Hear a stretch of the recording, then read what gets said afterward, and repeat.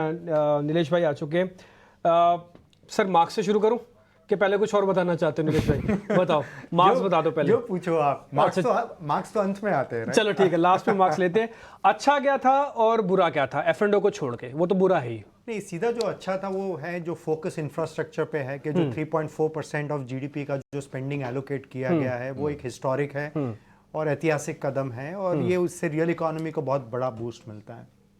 दूसरा बड़ा जो फोकस एरिया था वो अर्बन हाउसिंग, जो एक बहुत बड़ी लाखों करोड़ों का जो एलोकेशन हुआ है अर्बन हाउसिंग पे।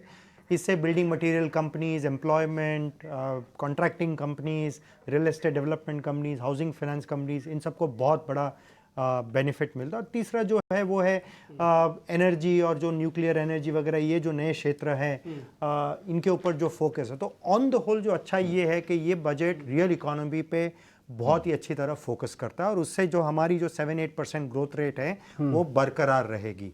दूसरी जो अच्छी बात है कि ये बजट में पॉपुलिज्म नहीं है। जो फ्रीबीज है, जो गिव अवेज है, वो सारा नहीं है जो एक एक्सपेक्टेशन था कि कुछ कंजम्पशन बूस्ट के लिए वो ऐसा कुछ होगा, लेकिन ऐसा कुछ भी नहीं है। तो ये एक फिस्कल डिसिप्लिन पे जो फोकस कंटिन्यूड है ये सरकार की, वो एक सेकंड बहुत बड़ा पॉजिटिव है। ठीक है। जब स्पीच हो रही थी ना तो वो बता रहे थे कि गया में हम बनाएंगे, फिर वो बता रहे थे हम एयरपोर्ट भी खोलेंगे बिहार के अंदर, फिर वो बता रहे हम वेस्टर्न इंडिया के अंदर भी जाएंगे। सर टूरिस्ट स्पेस तो और भी बनाई जा सकती थी।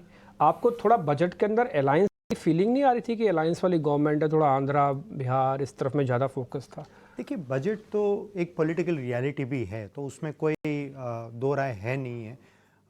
बिहार जो है वो एक पिछड़ा राज्य भी है। जो GDP per capita GDP Bihar की है वो जो प्रॉब्लली पूरे इंडिया में बाकी सब स्टेट्स के मुकाबले में सबसे नीचे भी है। ठीक है। वहाँ पे डेवलपमेंट, इन्वेस्टमेंट, प्रोग्रेस की बहुत ज़्यादा पोटेंशियल है और एक बहुत ज़रूरी था कि कुछ बिहार के लिए किया जाए। हो सकता है कि ये बजट में ये जो इनिशिएटिव्स लेने हैं उनका उल्लेख करके एक बिहार पे फोकस ला जा रहा है कि जो एक अंडर डेवलप्ड स्टेट है उसके ऊपर फोकस करके कैसे वहाँ की जो जनता है उसके लिए एक विकास हो। और ये जो और अच्छी बात ये हो रही है कि वो हो रहा है इंफ्रास्ट्रक्चर के माध्यम पे, कि जो इंडस्ट्रियल कॉरिडोर है, कि जो हाईवेज है, कि जो बाकी टूरिज्म पे फोकस है, वो सब बिहार में हो रहा है। तो वो एक बहुत पॉजिटिव है ओवरऑल इंडिया की जीडीपी के लिए, क्योंकि जो दो बड़े राज्य उत्तर प्रदेश और बिहार, ये दो बड़े राज्य हैं जहाँ पे काफ़ी हद तक शायद 20 या 25% हमारी पॉपुलेशन वहाँ पे रहती भी है इंडिया की। तो अगर इंडिया का ग्रोथ रेट हाई लेवल पे बरकरार रखना है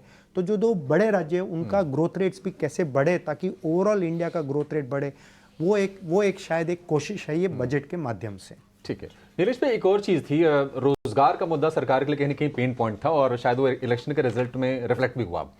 तो युवाओं को लेकर बहुत फोकस किया गया इसमें और मल्टीपल कई सारी चीज़ें, कई सारी स्कीम्स का ऐलान किया गया है। इसको आप किस तरह से देख रहे हैं? बहुत पॉजिटिव, क्योंकि क्या है, एक तो आप एक एनकरेज करो इन्वेस्टमेंट को। तो जो मैंने पहले कहा कि इंफ्रास्ट्रक्चर, एनर्जी, ये जो सारे क्षेत्र है, अर्बन हाउसिंग, उससे भी रोजगार बढ़ेगा। उसके अलावा जो 1 करोड़ जो युवा हैं जिनको 5 साल में इंटर्नशिप्स, इंडिया की टॉप 500 कंपनियों में उनको इंटर्नशिप्स मिलेगा, ये एक बहुत बहुत बड़ा पॉजिटिव स्टेप है। बिकॉज इंटर्नशिप एक जॉब के पहले या नौकरी के पहले इंटर्नशिप एक बहुत बड़ा कदम होता है। तो उनके लिए और रोजगार की जो तक है वो उनके लिए उभर के आती है। तो मेरे हिसाब से ओवरऑल डायरेक्ट इनडायरेक्ट बेनिफिट्स बहुत है एम्प्लॉयमेंट के लिए। तो आपके कॉन्फिडेंस ये लग रहा है सर कि आप 9 नंबर से कम तो नहीं देंगे? नहीं, आपने बिल्कुल बुलजाई मारा है कि ये बजट ऐसा है क्योंकि ये रियल इकोनॉमी पे फोकस करता है और ये बजट जो है पॉपुलिज्म की ओर नहीं जाता है। तो वो बहुत बहुत पॉजिटिव है। आज 4.9% का फिस्कल डेफिसिट का टारगेट, अगले साल 4.5%। इससे इंटरेस्ट रेट्स कम होंगी, जिससे कंज्यूमर क्रेडिट बढ़ेगा, बिजनेस की कॉस्ट ऑफ कैपिटल कम होगी।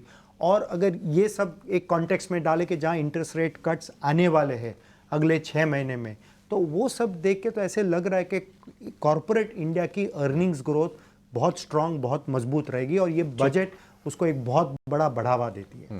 ठीक है, बहुत बहुत शुक्रिया नीलेश भाई, थैंक यू वेरी मच। अच्छा लगा आपसे बातचीत करके और जल्दी वापस मुलाकात होती है। इसी नोट पे जा रहे हैं sir. Thank you very much sir, बहुत बहुत शुक्रिया, थैंक यू वेरी मच। खैर इस बीच आप बताइए, बजट के अंदर 2 ऐसी बातें या 3 ऐसी बातें जो बहुत अच्छी लगी आपको, एंजल टैक्स को छोड़ के और इस सब चीज़ों को छोड़ के, और इसके अलावा 2 ऐसी बातें जो बहुत खराब लगी। मेरे को ना एक वो बनाने हैं स्नैपशॉट्स, तो आपकी हेल्प लगेगी उसमें, जरा बताइए सर। बिल्कुल, देखिए, एक तो जो हाउसिंग पे फोकस बरकरार रखा है, आउटले बरकरार रखा है और बढ़ाया भी है। एंड प्लस काफी सारी जो स्टार्टिंग में बातें करी थी वो जॉब क्रिएशन की थी, उसकी हिंट हमें इकोनॉमिक सर्वे में भी मिली थी। जॉब क्रिएशन बहुत इंपॉर्टेंट गोल है अब जाके। 80 लाख जॉब्स क्रिएट करने हमें हर साल नेक्स्ट 10-15 साल के लिए। तो एक ट्रेनिंग, स्किलिंग और जॉब क्रिएशन की जो बात की वो बहुत पॉजिटिव थी। मेरे ख्याल से इनफ रिसोर्सेज इसको दे रहे हैं, इंक्लूडिंग द अप्रेंटिसशिप की जो बात करी है टॉप 500 कंपनीज के साथ, तो वो मुझे अच्छी लगी। हाउसिंग की बात करी, अर्बन हाउसिंग, खास करके अर्बन पुअर के लिए जो हाउसिंग की बात करी, that was also positive. And दूसरा एक था कि काफी सारी चीजें जैसी थी जहां पे टैक्स बढ़ सकते थे लेकिन बढ़ाए, तो lack of negative also I can say as a positive, you no.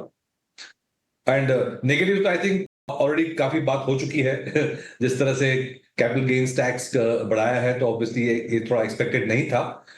तो सेंटिमेंट वाइज ये एक नेगेटिव है। एसटीटी बढ़ाने की उम्मीद तो थी, वो आ चुकी है, मेरे ख्याल से वो बहुत बड़ी बात नहीं है, माइनर नेगेटिव मैं कहूंगा। लेकिन जो कैपिटल गेन्स टैक्स जो बढ़ाया है वो I would say that's a bigger negative. Anshul भाई, एक आखिरी सवाल मैं आपसे और पूछूंगा। अब ये सारे अनाउंसमेंट्स टिपिकली हो चुकी है, काफ़ी हद तक फाइन ट्यून भी हो चुका है। कुछ वेट और करना चाहिए, मार्केट थोड़ी और करेक्शन दे सकता है, आपको लगता है? ये एफ&ओ की बात तो ठीक है, जो है सो है, वो तो अब है ही, अब क्या करें? देखिए, बाजार बहुत अच्छा चला है और ग्लोबल टेलविंड्स जो थे वो धीरे धीरे करके न्यूट्रल हो रहे हैं। तो एनीवे बाजार को एक ब्रीदर या सांस लेने की जरूरत थी, वो शायद ये बहाना मिल गया तो ले रही है सांस। बट मैं अगर 3 साल या 5 साल का व्यू लेके चलूं इंडिया के लिए, क्या ये जीडीपी ग्रोथ रेट हमारी 7% आएगी? आएगी। क्या इंडिया ग्लोबल में, पूरी दुनिया में जो फास्टेस्ट ग्रोइंग इकोनॉमी है नेक्स्ट 5 साल के लिए, वो रहेगी क्या? डेफिनेटली रहेगी। तो वो सब स्ट्रक्चरल और ग्लोबल फैक्टर्स जो है relative to India, relative to global, वो तो मेरे ख्याल से बरकरार है। तो एक मैं एज ए इन्वेस्टर में अगर बात करूं तो आई थिंक ये बजट हो चुका है, जो रिएक्शन आना है वो हो चुका है। अब मार्केट अपनी जो नॉर्मल अर्निंग्स ग्रोथ के साथ जैसे चलती है वैसे चलनी चाहिए। मीर भाई, बहुत बहुत शुक्रिया, थैंक यू वेरी मच आज समय निकालने के लिए। आपसे किसी दिन और फुर्सत में लंबी बात होगी, आज के लिए खैर बहुत बहुत शुक्रिया, thank you very much. Radhika भी हमारे साथ है, अंशुल भाई भी। अंशुल भाई, एक छोटा सा सवाल आपसे भी, फिर मैं अभी आपको फ्री करूंगा। चर्निंग के हिसाब से अभी कुछ नया है सर जो मार्केट के अंदर देखा जाए, जो इस बार बजट के साथ ही जुड़ के आया, नया इससे पहले डिस्कशन में नहीं था? डिस्कशन में नहीं था, मैं ये नहीं कहूंगा, लेकिन एक इंडिया ने जो आईटी सेक्टर में हमने देखा कि 1990 से 2010 के बीच में जो वो सनराइज सेक्टर था, वो स्पेस हमारी मैन्युफैक्चरिंग में दिखी नहीं। मैन्युफैक्चरिंग में इंडिया काफी पीछे रह गया। इस बजट में मैन्युफैक्चरिंग पे दोनों तरफ से फोकस काफी रहा है, एक तो कैपिटल क्रिएशन से, कैपिटल फॉर्मेशन से, और दूसरी तरफ जहां पे प्रायोरिटीज की बात आई ऑन एम्प्लॉयमेंट क्रिएशन, उसमें एम्प्लॉयमेंट क्रिएशन फॉर मैन्युफैक्चरिंग, उसको भी इंसेंटिव्स मिले हैं। तो अगर मैन्युफैक्चरिंग सेक्टर देखा जाए तो इसका गोल्डन पीरियड अहेड है। 3, 5, 10 साल के लिए मैन्युफैक्चरिंग सेक्टर में काफी तेजी आएगी, काफी टेलविंड रहेगा, और गवर्नमेंट ने क्लियरली इंटेंट दिखाया है कि उस सेक्टर को ये लोग सपोर्ट करना चाहते हैं, both from capital formation as also from employment generation. ये एक स्पेस है जो कि डेफिनेटली इन्वेस्टर्स के रेडार पे रहनी चाहिए। बहुत बहुत शुक्रिया अंशुल भाई, थैंक यू वेरी मच, अच्छा लगा आपसे बातचीत करके, वापस जल्दी मुलाकात होगी।